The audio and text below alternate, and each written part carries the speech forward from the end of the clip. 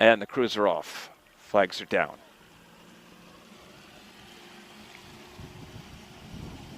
That's a good start by Yale.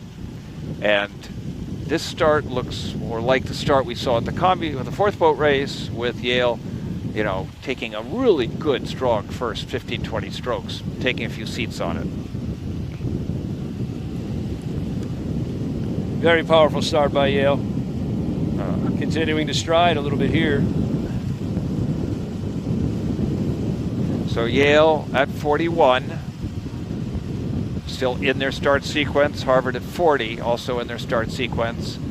Yale looking to be roughly half a length up while still in the sequence. So that's a very strong start. And so what are they thinking in the Harvard boat now? I would say they're they're thinking no. I think they're saying they're more professional than that, and I think they're saying, okay, we're going to build our rhythm. We're going to put this together.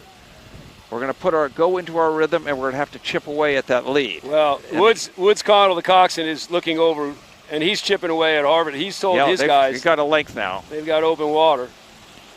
Now, we've seen fast-starting Yale crews before, but these guys are just trying to get along now and make sure they're breathing.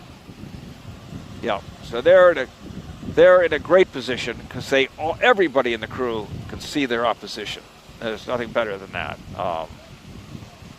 And so they can take their rhythm, and it's amazing how fast you can go a notch down when you're ahead. Well, it's a minute 40 into the race, and Yale has open water. Yep.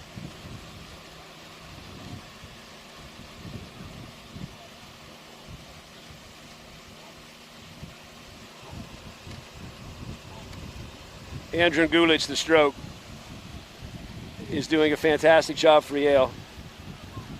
He's rode in a quad. He's got some medals. He's rode in the varsity. He's felt the rhythm from those guys, and he's doing a great job. Yeah, he's rowing at 34, and Harvard crew is my guess. Yeah. Just check it now. My guess is they would be rowing higher. No, actually, surprisingly, Harvard is 34 and a half, which is uncharacteristically low, I'd say, for them. Well, Harvard has checked the Yale's not marching away anymore. There's, I'd say, about 6 feet of open water between the stern and bow of the two crews. Yale has stopped moving away, and now this is where you talked about how is Harvard going to chip back. This is where it would have to happen. This is where they have to do it. They can't wait till the last half mile, the last mile. They have to put themselves back into the race between here and the 1.5 miles into this race. Yeah, they're doing it. They almost have a length, or only a length deficit, I mean. They're moving back. They're trying to. But, the stern pair of Andrew and Angus can see everything. Yep, they've got a great view. And you said the 7-man is a former stroke. Is that correct? Did I hear you right when you said that? That's right. Yeah, he was the stroke of the Yale 3V. Okay. Back in May. And Harvard they're about 3 feet short of just one length. So they have done a nice job to stop the Yale push. But Yale's done a nice job to kind of minimize the Harvard comeback. But they know Mammoth Cove Hill is 2 mile mark. They can feel it. They can feel the hill even before they take a look at it.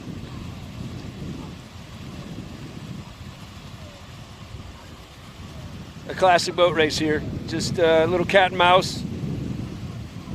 Yale not trying to kill themselves at 2 miles to go and get too much of a lead. They just want to be able to control Harvard. And Harvard try not to let Yale get too far away, where they're out of touch and there's no possibility of a comeback. So classic stuff. So they're through the mile in roughly 4:20 for Yale, and about 4:24, 25 for Harvard. Yep, so it looks like Yale's put a little bit of open water back between these crews. They also seem to have steered apart a little bit more too.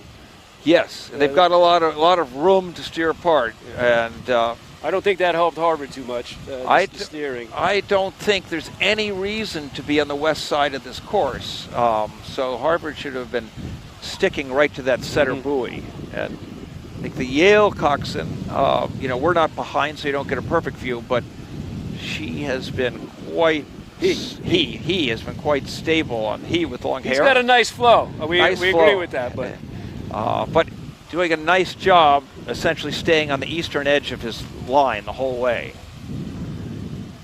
I like how Andrin is very relaxed here. Yeah, Very relaxed. I think the whole crew is relaxed. Good thump at the finish. They're taking the oars all the way in. And again, you talked earlier about how Harry Parker wanted you guys to take a look and take a peek. These guys don't have to peek because they can see Harvard now, with just gazing at the horizon. But they're really not doing that much. John Winter, too. I'm just watching him. He just took a nice look over. Yeah, come on. I didn't see that. But they should. Why not? Right. This is fun. Well, what they're looking at now is Yale is now starting to... They've moved out. Yes, They've moved out. They have, over a half length of open water between the two crews here.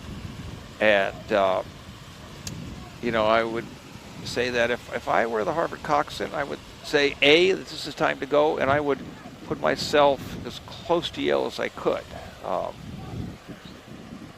In sort of the lane thing, this side separation, makes the crew feel more distant. Yeah, Yale's coming through here. Okay, we're going through the 2.5 mile mark. Yeah, it's in about 6:30. And well, now they're feeling it. Looking about a 7-second lead here. So that's a tough thing to work out against, no question. It's a thrill when you're racing side by side. You can hear the sound of the battle rattle, if you will, of the other crew, and you can hear their coxswain talk. Breathing. You can hear the coxswain talk. Yeah. And as Yale moves away here, it gets lonelier for the trailing crew. It does. And it gets quieter, and you got a lot of time to think about what's happening. And this is also for most of these guys. Well, for all these guys, I think. I don't think Yale's going on. This is the last collegiate race of the season. Of the year. It's a long year for them.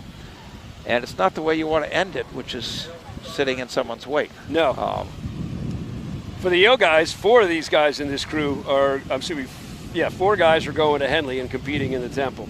Oh, I was going to ask you, so Yale is sending a crew to Henley? Yes. Mm-hmm. But it's a mixed crew. From this crew that we're looking at here, the JV, Angus, Morrison, Brian DeVries, Kevin Kiernan, and John Winter are all going over to Henley. And are they being joined by people from the varsity or the 3V? I think mostly the 3V. Yeah. Because the Temple has a skill category, ill-defined skill category, to keep people from too much mug hunting.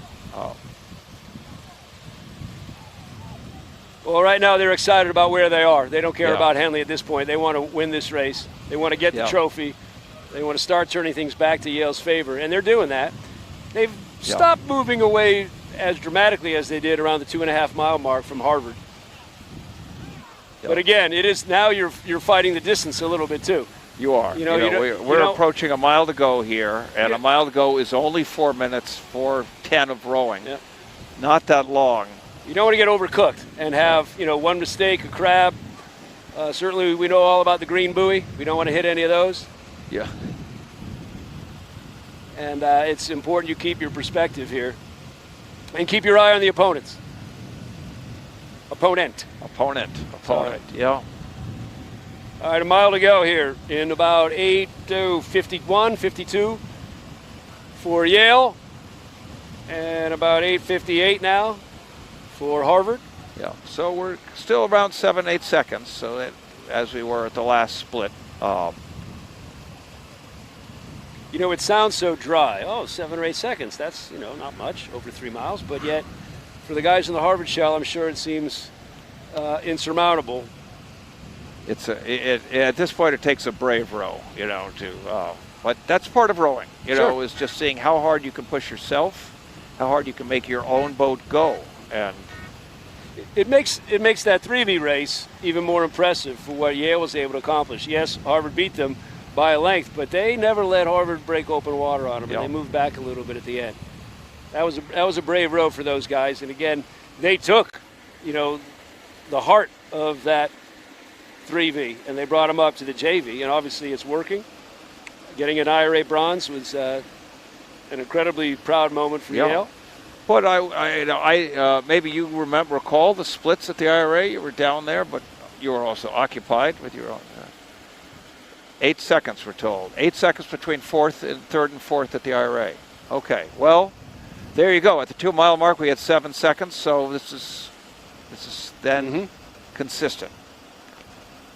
We have our sports statistician, Mike Curry, here. Dr. Mike Curry. So Yale now very much in control.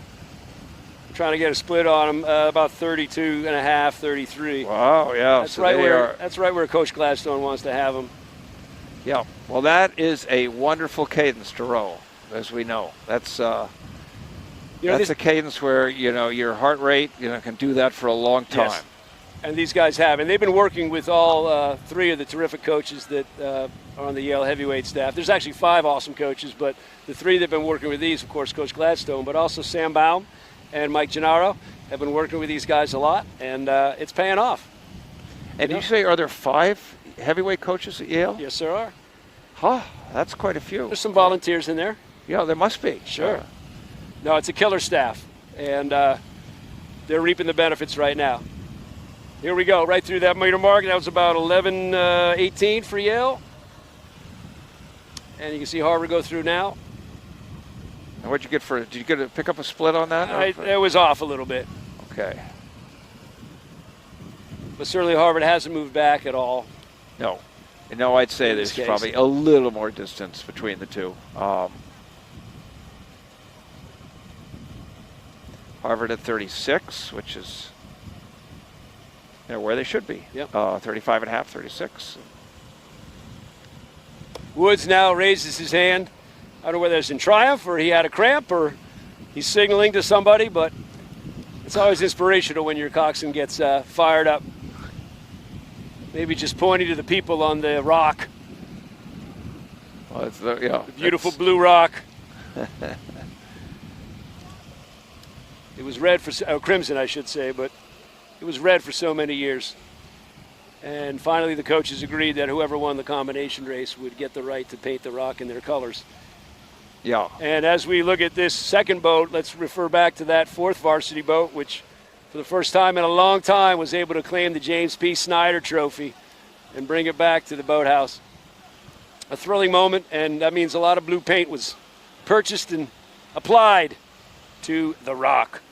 And that's going to come up in the camera in I'd say about 45 seconds. So Harvard is pouring it on. Harvard's at 38 now, and that's a game way to do it. Why not?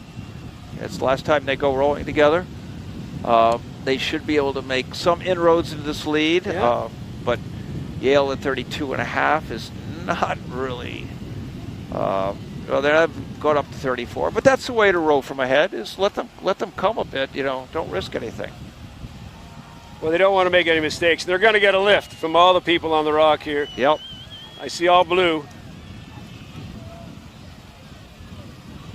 Harvard is closing the gap a little, but it's still a full length of open at least. Coming up, Sun.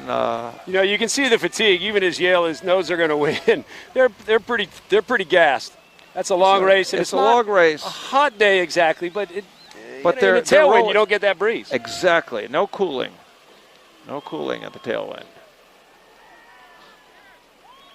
There's the flag. 13:52 unofficially. And the follow-on 13:58. So Harvard got it within 6 seconds. I have unofficially 5.8. You see the Yale crew there. Yale crew celebrating. Nicely done. So the Chapel Trophy goes to Yale. Yale's 40th victory in this event. There was a long period where the JV event was pretty lopsided, and that has been fully reversed. This is Yale's 3rd win in this event in a row. And so the Gladstone work is sort of working its way down through all his votes. Yeah, Steve said that, he gave credit to Harvard for many years for keeping this regatta alive while Yale was working through some things, and now he's excited because both crews are good, both crews are competitive, and it's kind of brought the race to life. Yeah, oh, absolutely. Well, it certainly brought Yale back on the scene and the Yale fans, and that's terrific. Yeah. And, you know, I think the Harvard crews look at all those wins on the bulletin boards up there and say, you know, why are we different? But they're rowing against national champions. They're not rowing against people who are in the petite finals.